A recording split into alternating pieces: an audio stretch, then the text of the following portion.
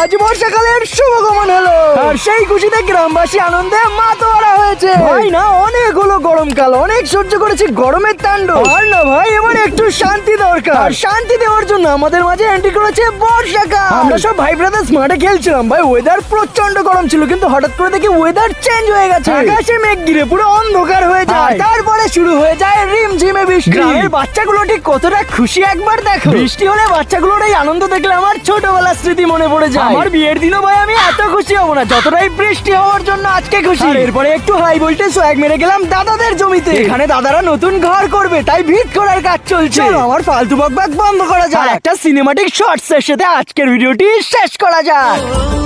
আগে কত বৃষ্টি দেখেছি শ্রাবণে, জাগেনি তো এত আশা ভালোবাসায় মনে।